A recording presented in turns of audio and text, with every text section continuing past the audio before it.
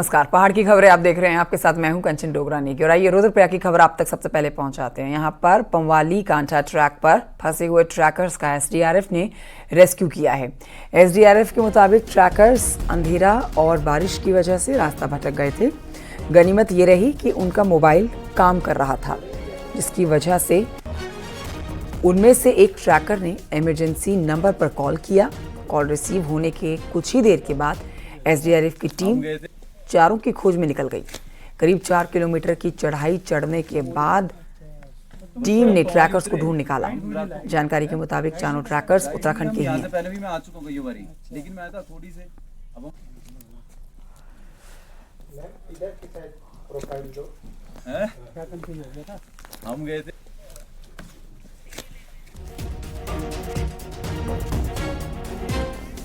कैसी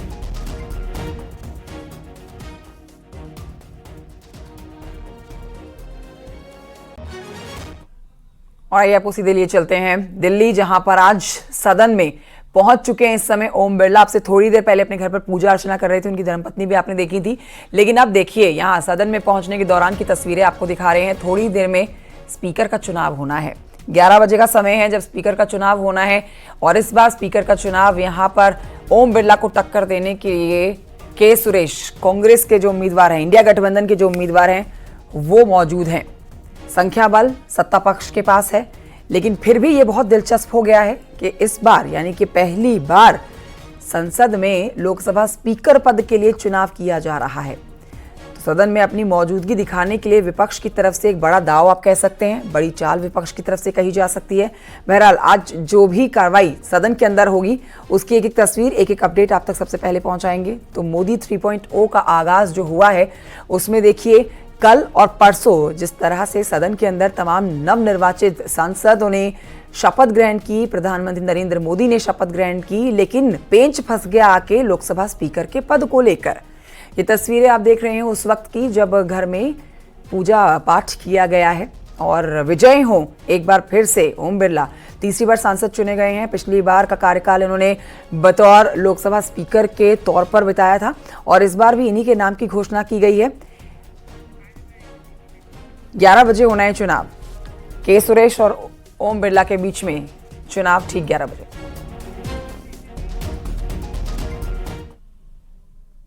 कुछ ही देर में कांग्रेस संसदीय दल की बैठक भी होनी है, आपको बता देते हैं। इस बैठक में कांग्रेस के सभी सांसद मौजूद रहेंगे। बैठक में स्पीकर चुनाव को लेकर मंथन होगा। तो ये बड़ी जानकारी आपको दे रहे हैं कि कुछ ही देर में कांग्रेस संसदीय दल की बैठक भी की जानी है और बैठक में कांग्रेस के सभी जो सांसद हैं वो मौजूद रहेंगे। हालांकि दोनों की तरफ से व्हीप जारी कर दिया गया है। व्हीप मतलब तमाम सांसदों को मौजूद रहना होगा जिस समय चुनाव प्रक्रिया चल रही होगी सदन के अंदर। तमाम सांसद, एनडीए ने व्हीप जारी किया है और दूसरी तरफ इंडिया गठबंधन ने भी व्हीप जारी कर दिया है। अब सभी सांसदों की मौजूदगी में ये चुनाव प्रक्रिया जिसको अंजाम दिया जाएगा और फिर देखना आज दिलचस्प होगा कि इस मुकाबले में जिनकी जीत निश्चित मानी जा रही है ओम बिरला की, उनको कैसा मुकाबला देते हुए के सुरेश नजर आते हैं।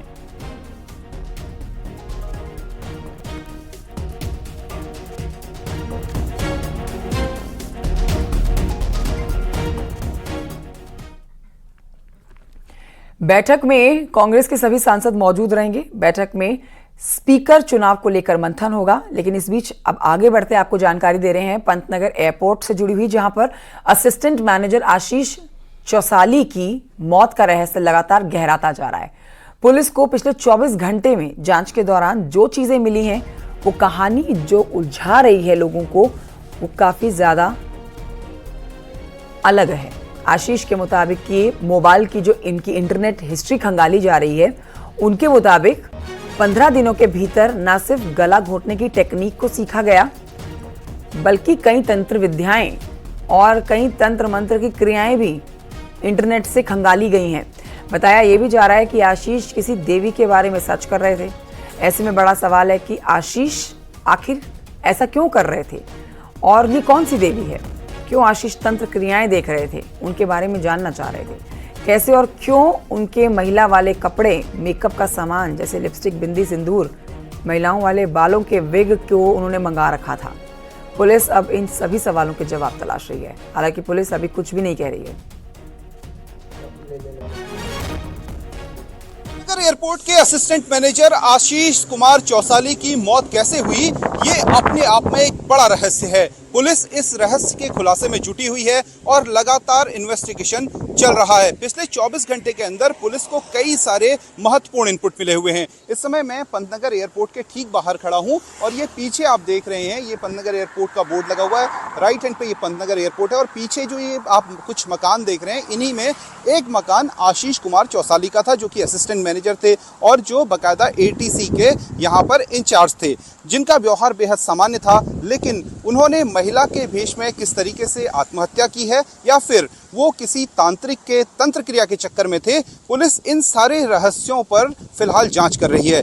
पुलिस इस बात की भी जांच कर रही है कि पिछले 10-15 या पिछले 1 महीने के भीतर किस तरीके से आशीष कुमार चौसाली ने वीडियोस देखे, किस तरीके से नेट में कौन कौन सी चीजें सर्च की हैं, कि आशीष के पास ये सब चीजें कहां से आई, और साथ ही उन्होंने सिंदूर लगा रखा था और माथे पर जो है एक टीका भी लगा रखा था और पूरी तरीके से महिला का भेष धारण कर रखा था। ऐसे में बड़ा सवाल यह है कि आखिर आशीष ने ये भेष क्यों बदला और उन्होंने मौत को खुद गले लगाया या फिर ये मौत कोई और बड़े रहस्य का खुलासा करेगी। शैलेंद्र नेगी, न्यूज़ 18 पंतनगर। बढ़ते हैं आगे, कोटद्वार की खबर आप तक पहुंचाते हैं। आधे घंटे की बारिश के बाद कई जगह जल भराव हो गया है। बारिश के पानी की निकासी नहीं होने के चलते कई जगह पर पानी भरा हुआ है। कहीं भूमि कटाव होने से घरों के ढहने का भी खतरा बना हुआ है। तो लोगों का कहना है कि जब थोड़ी सी बारिश में ये हाल है, जब तेज बारिश होगी तब कैसे हाल होंगे। लोगों ने अधिकारियों के सामने अपनी समस्याएं भी रखी हैं। वहाँ पानी भर रहा है, हमारा आना जाना मुश्किल हो रहा है। बच्चे अब स्कूल जाएंगे तो उनके लिए परेशानी होगी हमको ले जाने में। आश्वासन मिला है कि कल आएंगे, कल देखेंगे। फिर बच्चे को लेकर कहाँ जाना है, ये थोड़ा सा रुका हुआ वो भी कट गए, नीचे गिर रहा, क्या करना बताओ। ऐसे मिनट 5 मिनट हो रहा बारिश चालू होता हुआ, 5 मिनट में ऐसी हो गया। और बरसात ज्यादा बारिश होगा तो और क्या होगा, पूरा घर साफ हो जाएगा। उत्तराखंड में एक बार फिर से नदियों को जिंदा करने की कवायद शुरू हो गई है। अब राज्य की 5 नदियों को फिर से जीवित करने का प्लान तैयार हो रहा है। हालांकि इस पर सवाल भी खड़े हो रहे हैं। रिपोर्ट देखिए।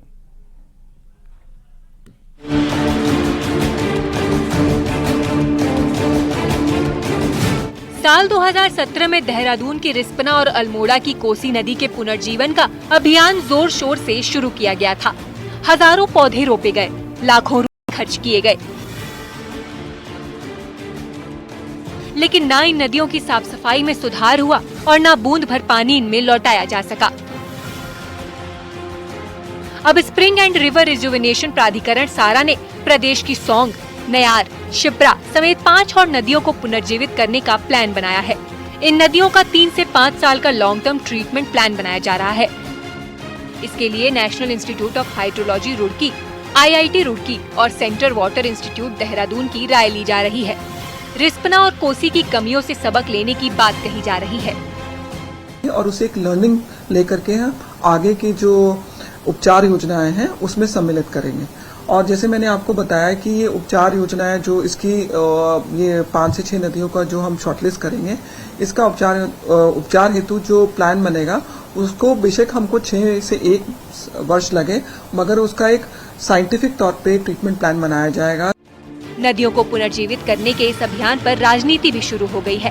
कांग्रेस का कहना है कि ये सिर्फ बजट ठिकाने लगाने की योजना है। रिस्पना और कोसी नदी का हाल किसी से छुपा नहीं है। कांग्रेस ने इस पर श्वेत पत्र तक की मांग कर डाली। ऋषिपणा का पानी का सोर्स आता है, उस जगह पे आप चले जाएंगे तो वहां भी आप देखेंगे कि अतिक्रमण करके उसके सोर्स को भी बाधित कर दिया गया। यही हाल कोसी नदी का है। अब नई 5 नदियों का राग अलापना शुरू कर दिया है। जलागम बैठक हो रही है, अपर मुख्य सचिव बैठक ले रहे हैं, उसमें कह रहे हैं साहब ये केवल और केवल हजारों करोड़ रुपया डकारने का इंतजाम है।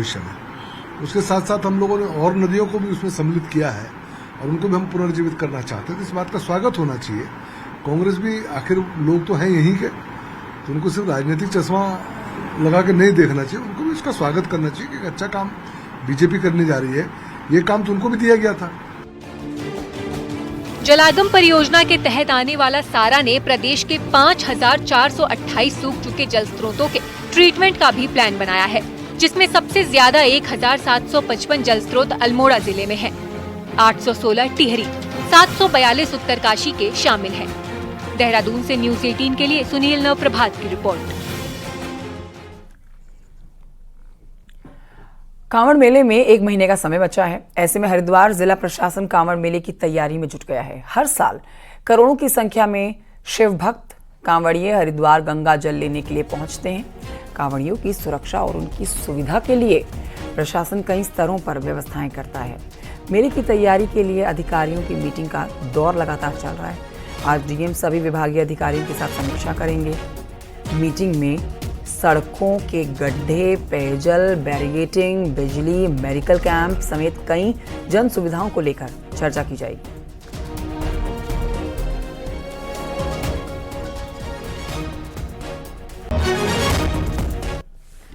खबर पिथौरागढ़ से है, जहां पर लिपुलेख रोड से चीन की चौखट तक पहुंचने के बाद अब मिलम रोड के जरिए भारत ड्रैगन को जवाब देगा।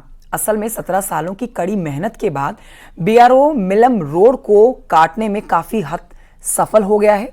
ऐसे में उम्मीद रही है कि अब कुछ महीनों में मिलम बॉर्डर भी रोड से जुड़ जाएगा।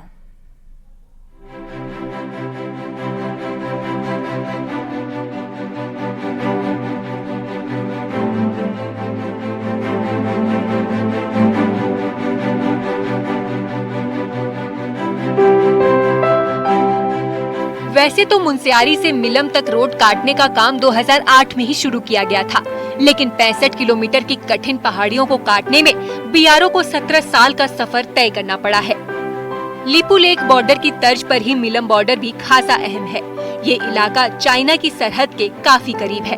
यही वजह है कि यहाँ भारतीय सुरक्षा तंत्र हर वक्त एक्टिव रहता है, लेकिन रोड से कनेक्ट नहीं होने के कारण स्थानीय लोगों के साथ ही सुरक्षा बलों को खासी दिक्कतें अब तक उठानी पड़ती थी। लेकिन अब बॉर्डर का यह इलाका जल्द ही रोड से जुड़ने वाला है। है मुनस्यारी टू मिलम लगभग 65 किलोमीटर का रास्ता है। इसमें बीआरओ द्वारा रोड कटिंग का काम किया जा रहा है। ये काम लगभग, जिस हिसाब से हमारे पास इंफॉर्मेशन है, ये लगभग 1 महीने में कंप्लीट हो जाएगा और मिलम मुनस्यारी से बाय रोड कनेक्टेड हो जाएगा। मिलम 14,000 फीट की ऊंचाई पर बसा है। यही वजह है कि यहाँ तक रोड पहुँचाना भी इतना आसान नहीं है। सुरक्षा के लिहाज से अहम इस इलाके में सेना हो या फिर आईटीबीपी हर वक्त तैनात रहते हैं। राष्ट्रीय सुरक्षा के अलावा ये इलाका पर्यटन के लिहाज से भी खासा अहम है। विश्व प्रसिद्ध मिलम ग्लेशियर भी यहीं मौजूद है। यही नहीं, यहाँ सैलानियों को रिझाने के कई फूलों की घाटियाँ भी मौजूद हैं। इसी रूट से नंदा देवी ईस्ट, त्रिशूली और हरदेवल जैसी गगनचुंबी पहाड़ियों के लिए पर्वतारोही भी गुजरते रहते हैं।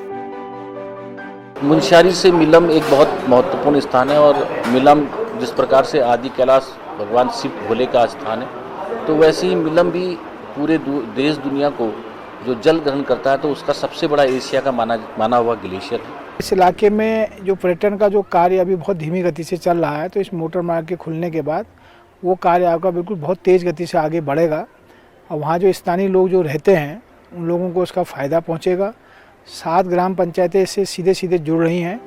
दशकों के इंतजार के बाद अब कुछ महीनों में मिलम बॉर्डर रोड से कनेक्ट हो जाएगा।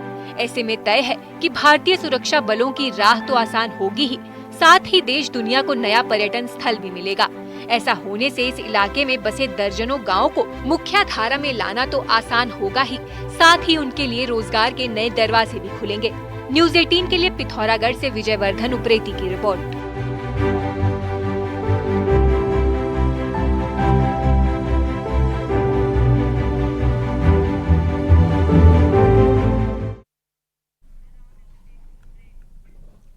एक छोटे से ब्रेक के लिए रुक, जल्द लौटेंगे।